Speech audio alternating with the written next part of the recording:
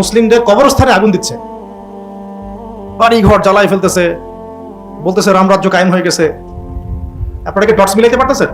যে জিনিসটা মধ্যপ্রাচ্যে চলছে, এগুলোর প্রভাব এই সাবকন্টিনেন্টেও লাগবে আজ হোক আর কাল হোক। যতই এড়াই যেতে চান পারবেন না। একটাই রাস্তা, তো দুইটা রাস্তা আর কি। একটা হলো ওদের সাথে দাসত্ব করা, ওদের দাসত্ব করে পা চাটা, যেটা কখনো কখনো ক্ষেত্র বিশেষে সরকার করলেও জনগণ চায় না। বহু ক্ষেত্রে সরকার বিভিন্ন জায়গায় গভর্নমেন্ট যদিও অ্যালায়েন্স করে, বন্ধুত্ব করে ফেলে, সমঝোতা করে ফেলে, জনগণ ইমানদাররা চায় না, এটা তখন কনফ্লিক্ট তৈরি হয়। আরেকটা রাস্তা হলো এদের সাথে প্রতিরোধের ভাষায় কথা বলা, যে ভাষায় তারা কথা বলবে সেই ভাষায় রিপ্লাই দেওয়া। এগুলো এড়িয়ে যাওয়ার কোনো সুযোগ নাই সামনে। আজকে থেকে 10 বছর আগে ভারতের ওলামায়ে কেরামরাও চিন্তা করতে পারে নাই যে 10 বছর পরে ভারতের মতো জায়গায় গরুর মাংস নিয়ে মুসলমানরা হাঁটতে পারবে না। ভাবছিল? আজকে থেকে 10 বছর আগে ভারতের ওলামায়ে কেরাম এটা ভাবছিলেন যে আজকে থেকে 10 বছর পরে এমন একটা সময় আসবে গরুর মাংস সাথে করে নিয়ে হাঁটা যাবে না? বলেন আপনারা। কিন্তু বাস্তবতা কেমন না? ভাবছিল যে মুসলিম মেয়েদেরকে রাস্তায় হাঁটতে পারবে না, তুলে নিয়ে চলে যাবে, রেপ করবে, গণধর্ষণ করে মেরে ফেলবে, বাড়ি ঘরে আগুন দিয়ে দিবে, ব্যবসা প্রতিষ্ঠান ধ্বংস করে দিবে, মুসলিমদের কবর থেকে উঠায় জ্বালাই দিবে, পুড়াই দিবে। এখন আপনারা যারা এখন বাংলাদেশে বসে আছি, আমরা যারা, আপনারা কি ভাবতে পারতেছেন আগামী 10 বছর পরে এমন কিছু আমাদের সাথেও হইতে পারে? কেউ ভাবতে পারতেছে না, বা কেউ ভাবতে চাচ্ছেও না। কিন্তু আপনারা এই সম্ভাবনাকে উড়াই দিতে পারেন না। কিন্তু এটার উপযুক্ত কোনো প্রস্তুতি আমাদের নাই। ইমানি প্রস্তুতি, আমলি প্রস্তুতি, জামাবদ্ধ প্রস্তুতি, শারীরিক প্রস্তুতি, মানসিক প্রস্তুতি, রাষ্ট্রীয় প্রস্তুতি, অর্থনৈতিক প্রস্তুতি, সামরিক প্রস্তুতি, প্রযুক্তিগত প্রস্তুতি কিচ্ছু নাই। আছে কে দুটা বিয়ে করলো আর কোন মাদ্রাসায় কি হইল। ভাবখানা এমন যে স্কুলে কখনো কিছু হয় নাই, কলেজে কিছু হয় না, হ্যাঁ, সেকুলার জায়গাগুলোতে কিছু হয় না, যত দোষ মাদ্রাসা আর হুজুরের। এমন ভাবে হুজুরকে হাইলাইট করা হচ্ছে, মনে হচ্ছে সে যেন জিনা করছে। আর ঘরে ঘরে জিনা, ব্যভিচার, পতিতালয় লাইসেন্স, মদের লাইসেন্স, চাঁদাবাজি, সমঝোতা, ধর্ষণ, লুটতরাজ, জোরজার মুল্লুকতার, হাদি ভাই জয় বাংলা হয়ে গেল, হাদি ভাই ইস্যু সব গায়েব, পড়ে আছে ফেসবুক নিয়ে। জুলাই নাই, গায়েব। ইসলাম একটু শক্তিশালী অবস্থা আসবে, একটা সম্ভাবনা তৈরি হয়েছিল, সেটাও নাই হয়ে গেল। ঐক্য, মুসলিমদের ঐক্য ভ্যানিশ হয়ে গেল। ব্যালট বাক্সের চারপাশে সবাই নিজের গন্তব্য হারায় ফেললো। কত বড় বড় সিংহ ওই ব্যালটের নেশায় পড়ে বিড়াল হয়ে গেল। ইসলামী দলদের ঐক্য নষ্ট হয়ে গেল। হাদি ভাইকে মানুষ ভুলে গেল।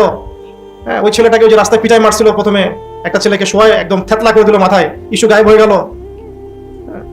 তারপরে কতগুলো বলবেন আপনি? কতগুলো বলবেন?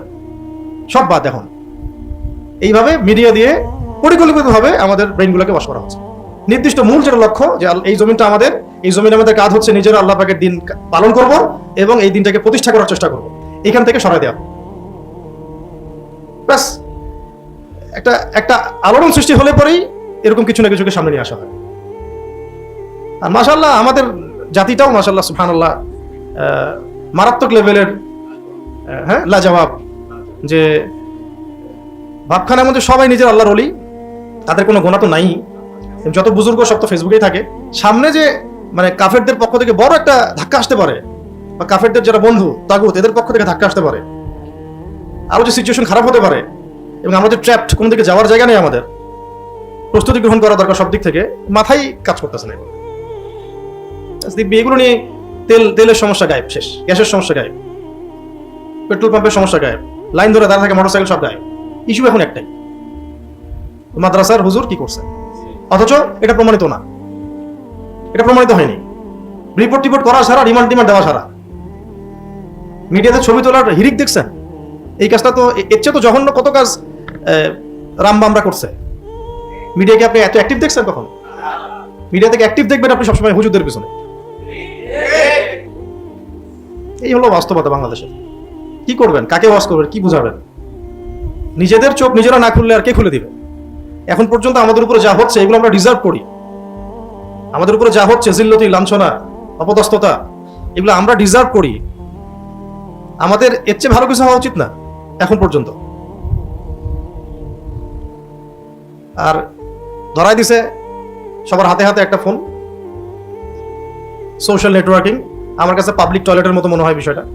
যে কেউ আসতে পারে, টয়লেট করে চলে যেতে পারে, এর চেয়ে বেশি কিছু না। এটা ভাবখান এমন যে বলতেছে সে কত বড় পণ্ডিত, সামনে নিয়ে এসে দেন একটা সূরা তেলাওয়াত করতে পারে না, সে অন্যকে ধুয়ে রেখে দিচ্ছে একদম। কি অবস্থা! যে যার কোনো জ্ঞানই নাই কোনো বিষয়ে, সেও কথা বলতেছে, সেও লিখতেছে, সেও বলতেছে। গুনাহে তো কোনো ভয়ই নাই, যেটা মানুষের হক নষ্ট হচ্ছে, গীবত হচ্ছে, তহমত হচ্ছে, ইলজাম হচ্ছে, আমাকে আল্লাহ পাক ধরবেন এটার জন্য, এটা কোনো ভয়ই নাই। এভাবেই ব্যস্ত রাখা হচ্ছে। তো আমি এত গভীরে যেতে যাই নাই, একটা বিষয় বোঝানোর জন্য এদিকে আসলাম, যে ইব্রাহিম আলাইহিস সালাম সত্য পাওয়ার পরে তার পরিবার থেকে শুরু করে সমাজ এবং কওম, তার কওমকে সত্যটা স্পষ্ট করার জন্য দাওয়াত দিয়েছিলেন। কিসের ইবাদত করছো তোমরা? এই যে আমি এতগুলো কথা বললাম, এগুলো হচ্ছে ওয়ার্ল্ড এবং দেশ, রাষ্ট্র, আঞ্চলিকতার বাস্তবতা। আর আমরা কি করতেছি? কিসের ইস্যু নিয়ে পড়ে আছে। আর এর মধ্যে শিরক তো আছেই, বেদাত তো আছেই, কুফর তো আছেই, হারাম তো আছেই।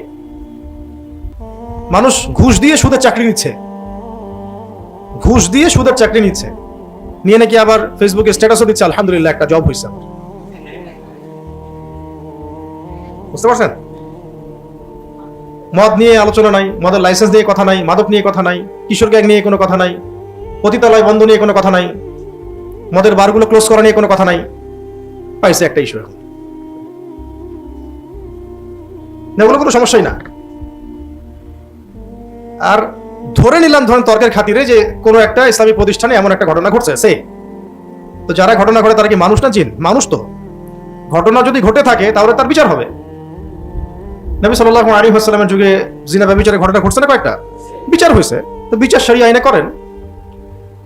আর এটার সংখ্যা কত পার্সেন্ট? আর অন্যান্য প্রতিষ্ঠানগুলো, সেকুলার অঙ্গন, জেনারেল অঙ্গন, অন্যান্য অঙ্গনে যে অপরাধগুলো হচ্ছে, এগুলোর পরিসংখ্যান কত? তো সেগুলোর বিচার কোথায় করছেন? দেধার সেরেই হচ্ছে প্রতিদিন বাংলাদেশে, কয়টার বিচার করছেন? ওগুলো সব ইস্যু বাদ।